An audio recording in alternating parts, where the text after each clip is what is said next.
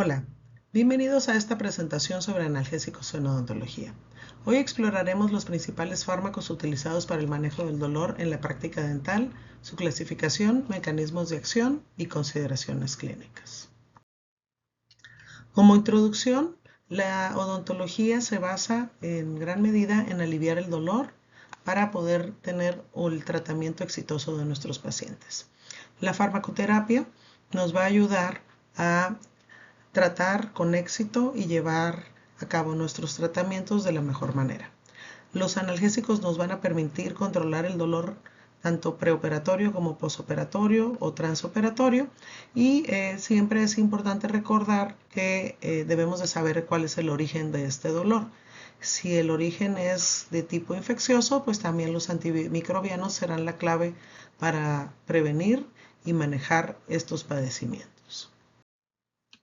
Los objetivos de la plática, pues nuevamente es reafirmar algunos de los conceptos, presentar efectos adversos sobre los fármacos, orientar sobre las interacciones farmacológicas y presentar una información práctica para la terapéutica. En cuanto a los analgésicos en odontología, debemos recordar que son los fármacos más importantes que son utilizados diariamente en nuestras prácticas odontológicas, entonces es importante que los conozcamos, pero no nada más sepamos su nombre, sino también conocer sus mecanismos de acción y las interacciones que pueden tener, sobre todo con los otros medicamentos que el paciente por alguna enfermedad sistémica ya esté utilizando. El dolor es la principal causa de visita al odontólogo. Entonces es importante recordar cuáles son las causas de este dolor, que generalmente pues van por algún tipo de infección o un tipo de traumatismo, ¿no? Entonces el manejar el dolor va a ser esencial para nuestra práctica odontológica. Debemos establecer también lo que es la semiología del dolor para las decisiones terapéuticas. Esto quiere decir indagar cómo es el dolor, saber cuál es su origen, si aumenta por las noches, si se dispara con el uso de, por ejemplo, alimentos fríos, calientes, dulces. También es importante conocer si le provoca disminución en la apertura bucal, si lo ha dejado dormir este dolor. Entonces, todas estas cuestiones nos van a ir orientando sobre el tipo de dolor que tiene el paciente y cómo los vamos a manejar.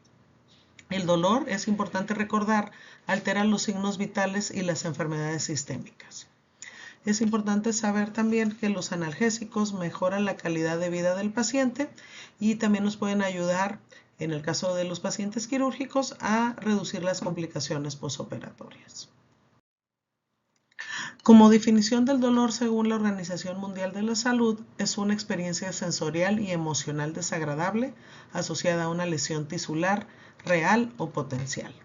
Y hay diferentes clasificaciones de dolor, por ejemplo, si es agudo o crónico, si es de un origen ya sea nociceptivo somático, nociceptivo visceral o neuropático.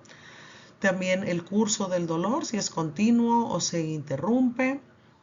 Y sobre todo pues la intensidad para nosotros es muy importante porque de ahí va a derivar qué tipo de analgésicos vamos a manejar. Aquí sería por ejemplo dolor leve, moderado o severo. La presentación del dolor, ¿verdad? Es una de las causas más frecuentes de visita al consultorio dental. Tenemos que saber que este dolor principalmente se relaciona con el trauma o con una infección. Y debemos saber que en boca tenemos receptores diferentes de dolor, tanto al daño mecánico como al daño térmico o a la inflamación. De aquí se desprende una cosa muy práctica que vemos mucho también en los hospitales, que es lo que es la escala visual análoga del dolor. Aquí nosotros, utilizando esta sencilla gráfica, ¿verdad?, de las caritas felices, vamos a saber, comparado con el dolor más severo que ha tenido nuestro paciente en toda su vida, en qué momento de dolor se encuentra ahorita. Y en base a ese número que nos diga, el 4, el 5, el 6, vamos a escoger cuál es el analgésico que es el más adecuado para tratar a nuestro paciente. La percepción del dolor es muy importante que nosotros sepamos que se puede bloquear a dos niveles, tanto a nivel central como cuando utilizamos nosotros inhibición de los transmisores, como por ejemplo pudieran ser algunos anestésicos o algunos medicamentos que atacan directamente al sistema nervioso central, o también puede ser a nivel periférico. Estos son los que actúan inhibiendo la liberación de prostaglandinas, que son las mediadoras del dolor y de la inflamación, como son pues la mayoría de los medicamentos que nosotros podemos comprar en la receta, en la farmacia, aún sin receta médica, ¿no? Que son el grupo de los AINES. ¿Qué tipos de analgésicos tenemos principalmente? Pues estos que comentamos, que son los AINES, también los analgésicos que actúan a nivel del sistema nervioso central, como los opioides. También podemos utilizar analgésicos adyuvantes como el de la familia del paracetamol.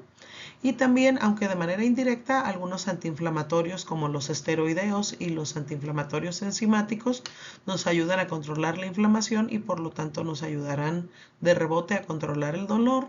Y los relajantes musculares que los podemos utilizar nosotros para diferentes padecimientos odontológicos, como sería por ejemplo la disfunción de la articulación temporomandibular o el trismo que se produce posoperatorio o cuando se presentó una pericoronitis, por ejemplo. Ahora, tenemos diferentes maneras de utilizar los analgésicos. Una pudiera ser la analgesia preventiva, que por ejemplo nosotros en cirugía bucal la utilizamos muy frecuentemente, que es medicamentos que nosotros damos a los pacientes antes de operarlos para que ya estén en circulación antes de empezar a hacer nuestros tratamientos. Y lo que es la analgesia multimodal, donde nosotros combinamos tanto bloqueos anestésicos como combinaciones de AINES con paracetamol o inclusive de algunos opioides menores para lograr tener una mejor analgesia y una mejor sensación posoperatoria de nuestros pacientes. Los AINES son un grupo muy importante, ¿verdad? Se conocen así porque son las siglas de analgésicos antiinflamatorios no esteroideos. Estos pueden ser predominantemente analgésicos o tener un efecto predominantemente antiinflamatorios. También es factible combinarlos con opioides y con paracetamol. Ellos pues funcionan inhibiendo la síntesis de las prostaglandinas. Esto después de lo que es la cascada, ¿verdad?, del ácido araquidónico que se va a transformar en ciclooxigenasa y de ahí pues avanzar su camino para controlar el dolor. Aquí nosotros podemos utilizar medicamentos que actúen inhibiendo las ciclooxigenasas en general o específicos de la COX-2. Sin embargo, estos medicamentos pues tienen desventajas. Estos efectos adversos pues son que generalmente pueden dañar a órganos como el hígado, la mucosa gástrica, también pueden disminuirlos la agregación plaquetaria y esto pues es deseable en algunos pacientes. Por ejemplo, hay muchos pacientes cardiópatas que diario toman una dosis menor de ácido acetil salicílico para evitar infartos. También puede presentarse algunos otros problemas con ellos. Por ejemplo, no debemos utilizarlos en pacientes con asma grave. También pueden producirse efectos que disminuyan el tratamiento de los antihipertensivos y están contraindicados los AINES en el primer y en el último trimestre del embarazo. Esto precisamente por su función pueden inhibir las prostaglandinas que son mediadoras del trabajo de parto. También pueden ser tóxicos a nivel renal y agravar lo que es la insuficiencia renal aguda. También hablábamos de los inhibidores de la COX-2 que ¿verdad? Tienen un poco menos de estos efectos adversos, sin embargo no debemos utilizarlos en pacientes cardiópatas por el riesgo de infartos.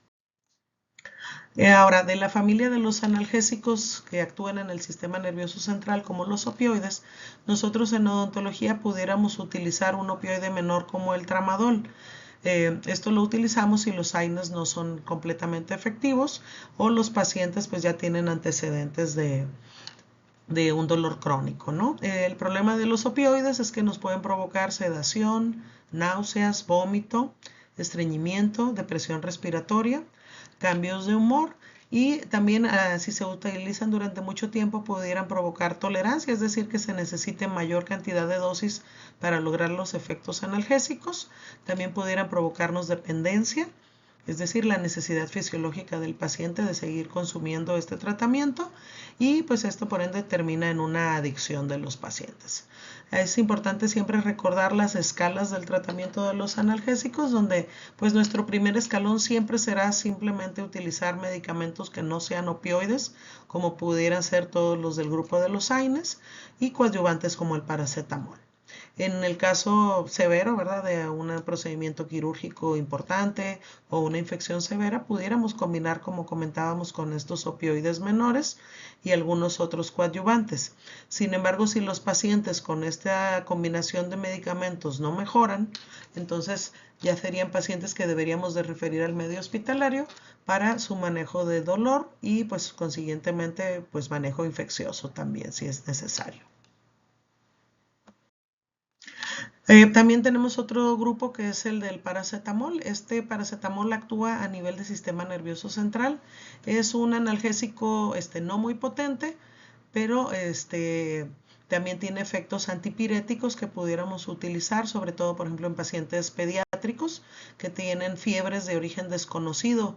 El problema de utilizar, por ejemplo, la aspirina o cualquiera de los otros AINES, como el ibuprofeno, es que pueden asociarse a lo que se llama el síndrome de Reye. Entonces están proscritos en pacientes pediátricos con fiebres de origen desconocido.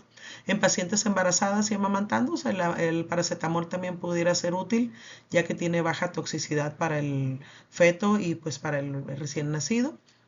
Y en pacientes geriátricos, también tenemos que dar medicamentos, ¿verdad? Que tratemos, dependiendo del paciente geriátrico, si no tiene problemas hepáticos, pudiéramos utilizarlo con ellos.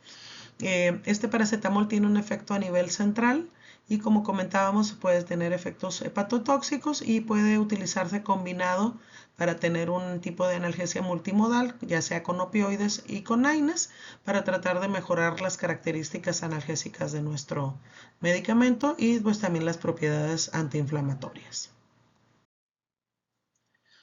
Ahora, del grupo de los antiinflamatorios, estos medicamentos esteroideos actúan de diferente manera. Estos inhiben un poco el sistema inmune, entonces de esta manera no tenemos la reacción normal de inflamación que se podría presentar ante un traumatismo. Estos nos pueden ayudar, ¿verdad?, en casos de inflamación severa, por ejemplo, en casos de cirugía maxilofacial, donde vamos a adelantar el maxilar o reducir la mandíbula. Tenemos que utilizar este tipo de antiinflamatorios para que el edema, ya sea externo como interno, ¿verdad?, no afecte la salud de nuestro paciente y tenga un posoperatorio más cómodo. Igualmente en casos de fracturas o en casos de cirugía, por ejemplo, como quitamos nosotros a lo mejor los 4 terceros molares al mismo tiempo y el paciente pues cursaría con un edema muy incómodo, ¿no? Entonces aquí pudiéramos utilizarlo. Sin embargo, siempre es importante recordar que las dosis de estos medicamentos, ¿verdad?, pues son de empleo delicado, ya que pudieran presentarse complicaciones. Y también algunos otros esteroides los pudiéramos utilizar nosotros pues en nuestro carrito de urgencias médicas para procesos alérgicos severos. Ahí utilizaríamos, por ejemplo, la hidrocortisona, que es de acción muy veloz. Y también en casos de lesiones nerviosas, ya sea por traumatismos o por complicaciones posoperatorias, ¿verdad?, como las parestesias después de cirugías de terceros molares. Estos antiinflamatorios esteroideos se pueden combinar también con opioides y con AINES para tener un mejor control del dolor, pero siempre debemos de dar ahora sí que antibióticos, porque como disminuyen nuestra respuesta, también pudiéramos provocar que una infección que fuera tratada normalmente se diseminara y poderla potencializar y hacerla peligrosa y convertir pues en una septicemia, ¿no? Una infección de origen dental por el uso de esteroides, ¿no? Entonces siempre tenemos que tener cuidado y la dosis como se debe de manejar es siempre ir proporcionalmente aumentándola, ¿verdad? Ir de 4 miligramos, 8 miligramos, 16, 32, no durar más de 7 días y empezar a disminuirla, igualmente en dosis de reducción para evitar las complicaciones que pudiéramos tener, ¿verdad? Es que pues se retrasa la cicatrización, se puede favorecer a la infección, pudieran presentarse también úlceras gástricas, pudiera favorecerse a la osteoporosis y, por ejemplo, como en el caso que tenemos aquí en la imagen, lo que es el síndrome de Cushing, que es la cara de plato, ¿verdad?, que es donde ya se comprometen espacios y se inflama nuestro paciente, ¿no?, debido a una supresión de la actividad normal de las glándulas suprarrenales, que es donde se producen los esteroides. Ahora, en una mujer embarazada, podemos tener el riesgo de provocar paladar hendido en el feto. Sin embargo, pues ya cuando el embarazo está más avanzado, ¿verdad? A veces se utilizan los mismos pediatras y los ginecólogos estos esteroides en la mujer embarazada cuando hay amenaza de parto prematuro para que maduren más rápidamente los pulmones. Ahora, esto también puede, el uso de esteroides, aumentar la coagulabilidad, ¿verdad? Y podemos tener también riesgo de tromboflebitis, ¿verdad? En los vasos sanguíneos de nuestros pacientes. No se debe utilizar en pacientes con micosis y con infecciones virales como el herpes, porque como comentamos están disminuidas las defensas de nuestro paciente y estas pudieran proliferar ampliamente sin control. Tenemos que tener también precaución en pacientes diabéticos, en pacientes hipertensos y en pacientes cardiópatas para evitar complicaciones, sobre todo por los medicamentos que ellos ya toman para el tratamiento de sus enfermedades sistémicas de base. Ahora, este otro grupo de antiinflamatorios los conocemos como antiinflamatorios enzimáticos, ya que también inhiben el proceso inflamatorio. Los podemos utilizar, por ejemplo, en casos de hematomas posoperatorios, ¿verdad? Que queda algún morete, por ejemplo, y estos hematomas pudieran tener el riesgo de infectarse. Entonces, ellos funcionan degradando las proteínas plasmáticas de los espacios intersticiales y esto ayuda a que se pueda reabsorber nuevamente este flujo que salió, digamos, del espacio intersticial y regrese al sistema linfático o al sistema sanguíneo. Ellos producen una lisis de la fibrina y de las proteínas plasmáticas, entonces esto ayuda a que pues rápidamente disminuya este edema. Hay que administrarlos cuidadosamente también porque si tenemos una infección, pues esta pudiera diseminarse sin control, ya que se pierden, digamos, las fronteras del sitio donde estaba alojado este hematoma o este edema, ¿no? Entonces no se utilizan cuando tenemos infección y es importante pues esta precaución, ¿no? De estar verificando al paciente cómo va evolucionando para ver si no tenemos alguna complicación. Otro grupo que nos puede ayudar para el tratamiento del dolor son los relajantes musculares. Aquí tenemos pues diferentes tipos. Por ejemplo, las benzodiazepinas son muy utilizadas como tratamientos anticonvulsivos, ¿verdad? En pacientes que llegan al hospital, ¿verdad?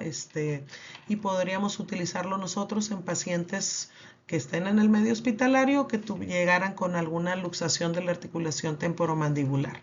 Hay que tener en cuenta que podemos anestesiar a nuestro paciente y ya manipular la mandíbula para disminuir el dolor. Es importante recordar que no hay que combinarlos con eritromicina y que se va a producir cierta serostomía en los pacientes, sequedad de la boca, entonces hay que advertirles que esto puede pasar. Nosotros en el consultorio dental podemos también utilizar relajantes musculares. Ellos tienen cierta acción central, entonces es importante que los pacientes no conduzcan vehículos automotores y estos los podemos combinar, ¿verdad? O también administrarlos por separado. Y estas combinaciones pueden ser con AINES o con el paracetamol. Y pues pueden ser muy útiles para pacientes también con un trismo posoperatorio, así como alteraciones de la articulación temporomandibular y en cualquier dolor miofascial agudo por alguna contractura, ¿verdad? Podemos manejarlos. Ahorita vamos a ver una tabla con los dosis y nombres comerciales que nos pueden ayudar. En esta tabla, por ejemplo, tenemos aquí clasificadas los efectos principales que nosotros buscamos de los fármacos. Por ejemplo, tenemos aquí cuáles son los mejores analgésicos, cuáles son los mejores antiinflamatorios, cuáles son los mejores antipiréticos y cuáles tienen efectos antiagregantes plaquetarios. De estos, pues los mejores analgésicos pudiera ser el diclofenaco, pudiera ser el ketorolaco, el metamizol y el clonixinato de lisina. Sin embargo, tenemos también algunos otros importantes que podemos utilizar que ahora pues son más conocidos como el ketoprofeno. Sin embargo, también el paracetamol, como comentamos, tiene un efecto pues moderado, ¿verdad? Pero lo podemos utilizar en pacientes que no puedan tomar los otros medicamentos, ya sea porque sean pacientes pediátricos o pacientes embarazadas o pacientes geriátricos, ¿no? También los otros efectos que son muy útiles conocer son los efectos antiinflamatorios. Aquí pues la dipirona, ¿verdad? El metamizol, pues es de los que tiene los mejores efectos en todos los aspectos. Sin embargo, pues no es muy popular su uso en Estados Unidos porque hay reportes de que se producen alteraciones medulares y que pueden provocar que baje la presión si se colocan intravenosamente muy rápido, ¿no? Sin embargo, combinaciones, por ejemplo, de diclofenaco con clonixinato de lisina ya están en el mercado, igualmente combinaciones de paracetamol con naproxen. Entonces, dependiendo del dolor que tenga nuestro paciente, ¿verdad? Lo que nosotros buscamos al principio cuando le preguntamos por su escala de EVA, pues aquí pudiéramos buscar cuál es el analgésico más adecuado dependiendo del dolor que tenga nuestro paciente. Aquí tenemos en esta tabla también algunas de las dosis, ¿verdad? Y hasta cada cuánto se pueden estar colocando. De ellos, por ejemplo, el ketorolaco tiene muy buenos efectos para el dolor puramente, entonces pues son medicamentos que nosotros debemos conocer y poderlos manejar. El metamizol, como les comento, pues es de los medicamentos más baratos, que tiene de los mejores efectos, y pues de ahí podríamos partir a buscar, según las necesidades de nuestro paciente, cuál va a ser el medicamento más adecuado para ellos. Aquí también tenemos algunos de los medicamentos que habíamos hablado, ¿no? Los antiinflamatorios como la serratopeptidasa, la streptodornasa, que pueden tener pues mucha utilidad para disminuir hematomas, siempre y cuando no tengamos una infección. Igualmente los que son los antiinflamatorios esteroideos, aquí por ejemplo la dexametasona sería el más útil para un caso de una cirugía pues importante, o cuando tengamos daño en las lesiones, como lesiones nerviosas, también lo podemos utilizar. Recordar no utilizarlo en micosis, ¿verdad? En infecciones, y recordar siempre nuestra dosis que vaya aumentando paulatinamente y disminuyendo también a dosis de reducción. Para dolores más severos podríamos utilizar el tramadol, que es un opioide leve, recordando siempre la posibilidad de náusea y pues de dependencia, ¿no? Esto es importante también en pacientes que, por ejemplo, si lo toman antes de acostar, ¿verdad? Al despertar, pueden tener ciertos mareos, entonces hay que cuidar y advertirle esto a nuestros pacientes. Igualmente, pues no deben de conducir vehículos automotores, al igual que con nuestros relajantes musculares, ¿no? Hay que tener cuidado también porque pues pudieran, como se disminuye un poco la conciencia y el equilibrio, ¿verdad? No deberían de utilizarse en combinación con montacargas y con vehículos automotores. Y aquí pues el más frecuente que nosotros utilizamos es el metocarbamol combinado ya sea con ácido acetilsalicílico, ibuprofeno, paracetamol y pues algunos otros relajantes musculares que también se han estado utilizando en el mercado y combinaciones. Ahora, ¿cuáles son los parámetros que vamos a utilizar nosotros para los efectos analgésicos de los medicamentos? Pues bueno, primero sería establecer, de acuerdo a la escala de EVA, el grado de dolor y el origen, recordando que pues por muchos analgésicos que demos, si tiene una infección, nunca se va a controlar ese dolor. Otra cosa muy importante es ver el estado de salud de nuestro paciente de acuerdo a la ASA, ¿verdad? Si pacientes ASA 1, ASA 2 y ASA 3 pudiéramos llegarlos a manejar nosotros. Hay que conocer qué medicamentos se están tomando para sus enfermedades sistémicas y saber si tiene algunas interacciones. Ahora, es importante siempre educar a nuestro paciente de que los medicamentos se deben de tomar apegados a un horario. Es más difícil que se vuelva a establecer un efecto analgésico si lo perdemos por que nos falte una toma. Entonces siempre es importante recordar esto. Y también lo que es la sinergia analgésica, es decir, las combinaciones de los analgésicos, vamos a tener mejor efecto, pero también recordar que la sinergia también puede ser con los medicamentos que el paciente ya está tomando. Entonces siempre hay que recordar cómo van a ser estas combinaciones para evitar efectos adversos. Ahora, también es importante saber la duración de cada medicamento para saber qué tantas veces al día va a tomarlo. Esto nos va a ayudar a conocer la posología más adecuada de cada fármaco y hacer que nuestro paciente pues tenga una estancia pues más cómoda, ¿no? Tolera más este dolor, ya sea después de un procedimiento, o por una caries o por alguna otra enfermedad bucal que haya padecido. Y por ejemplo, en los casos cuando es un tratamiento de elección, pues valorar la premedicación, si ya sé que se le va a hacer un curetaje, si ya sé que se le va a hacer una endodoncia, si ya sé que se le va a hacer una cirugía, pues valorar la premedicación, ¿verdad?, de nuestros pacientes. Muchas veces incluso con una media hora antes es más que suficiente. Aquí en nuestra región de Mexicali, que tenemos un calor extremo, a veces simplemente al abrir la puerta del consultorio y salir el paciente y tener ese choque de las temperaturas, ¿verdad?, puede hacer que se inicie el proceso doloroso. Entonces, es que mejor que ya lo tenga consigo el medicamento, entonces será más fácil que se prevenga el dolor antes de que empiece a producirse. Es decir, aprovechar pues el residuo que tenga el efecto analgésico que da el propio anestésico, más lo que él ya ingirió, nos va a dar una tolerancia pues más agradable para nuestro paciente de las condiciones dolorosas. Ahora, entre las consideraciones importantes, ¿verdad?, pues hay que pensar que hay pacientes que necesitamos enviarlos a una consulta para que nos ayuden y les den algún tipo de terapia adyuvante, sobre todo pacientes a lo mejor que necesitan un control de la ansiedad, pacientes que ya toman antidepresivos. Hay que recordar que los antidepresivos pues no se combinan muy bien con nuestros analgésicos locales, entonces para esto es importante la opinión del médico tratante. Igualmente pacientes que tengan antecedentes de epilepsia, ¿verdad?, que tomen anticonvulsivos, pacientes que están en periodo de lactancia y periodo de embarazo, ¿verdad? Una comunicación con el ginecólogo sería lo ideal, ¿verdad?, sobre todo si vamos a dar algún antibiótico, por ejemplo. Pacientes que ya tienen antecedentes de úlcera gástrica y alergias severas, pues también tenemos que comunicarnos con sus médicos, ¿verdad?, para ver qué tratamiento sería el más adecuado, cuál es la mejor hora del día para tratarlos. También pacientes que ya tengan antecedentes de enfermedades hepáticas y renales, es importante consultar el tipo de medicamentos que nosotros le vamos a recetar, ¿verdad?, para que no tengamos ningún antagonismo y obviamente pues no provocar un daño mayor a nuestros pacientes. Y finalmente ya las recomendaciones generales que nosotros vamos a tener con nuestro paciente, pues es que el paciente aprenda a tomar racionalmente los analgésicos de acuerdo a la dosis. Esta dosis debe estar también ajustada a la edad y el peso de nuestro paciente, hacer combinaciones seguras, educar al paciente en cuanto a higiene, ¿verdad?, que también eso nos puede apoyar mucho para controlar los procesos infecciosos.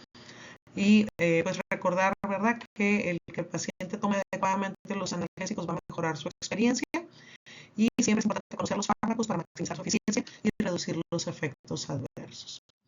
En cuanto a las interacciones medicamentosas más importantes, tenemos que los hipoglucemiantes orales que toman los pacientes para el tratamiento, por ejemplo, de la diabetes, pueden hacer que a la hora de combinarlo con los analgésicos se aumente esta hipoglucemia y el paciente pues pudiera tener una bajada brusca de la cantidad de glucosa en sangre. Entonces, es importante estar en contacto con el médico para evitar este tipo de complicaciones, sobre todo en el consultorio dental. También es importante recordar que los antihipertensivos combinados con AINES van a disminuir su efecto, entonces también estar en contacto con el médico del paciente por si se presentara alguna crisis. También recordar que los pacientes que ya toman antiagregantes plaquetarios, lo más recomendable sería que tomaran inhibidores de la COX-2 como analgésicos. Y pues generalmente los pacientes que ya están tomando ácido acetil salicílico como antiagregante plaquetario por problemas ya sea de depresión o por problemas cardíacos y nosotros les damos más AINES, pues se va a potencializar este daño gastrointestinal. Pues los AINES no deben estar combinados con ningún tipo de alcohol, ya que esto puede irritarnos más lo que es la mucosa gástrica. Y los pacientes que están tomando AINES, que ya toman anticoagulantes, pueden presentarse hemorragias gastrointestinales. Entonces, en la receta, ¿verdad?, hay que poner una nota, ¿verdad?, de vigilar que no vayan a tener sangrado en heces, por ejemplo, ¿verdad?, para que estén al pendiente de esa parte. Ahora, también algunos pacientes que toman antidepresivos podemos tener un aumento del sangrado postoperatorio cuando se combinan con AINES. En cuanto a las interacciones medicamentosas del paracetamol, ¿verdad?, pues hay que recordar siempre que, aunque aparentemente es un medicamento que es muy noble, ¿verdad?, porque se puede usar en pacientes pediátricos, pues su uso también está relacionado con toxicidad hepática y renal. No hay que utilizarlo en pacientes con alcoholismo crónico, tampoco hay que utilizarlo en pacientes que ya tengan tratamiento con fármacos fármacos hepatotóxicos como la eritromicina, porque pues, se va a sumar este daño hepático, y no asociar el paracetamol con warfarina, que es un anticoagulante, ya sea solo o acompañado con codeína, pues no es una muy buena combinación. Ahora, si los pacientes van a tomar benzodiazepinas, hay que tener cuidado, ¿verdad? Porque pueden tener efectos adversos, ¿verdad? Y potencializar el efecto depresor si se acompaña de alcohol, de medicamentos hipnóticos o de anticonvulsivos. Y los corticoides pues, básicamente son de empleo seguro, nada más recordar lo de la dosis que vaya en aumento y en disminución paulatina. Muchas gracias por su atención, espero que esta plática les haya apoyado y pues les agradezco mucho. Espero vernos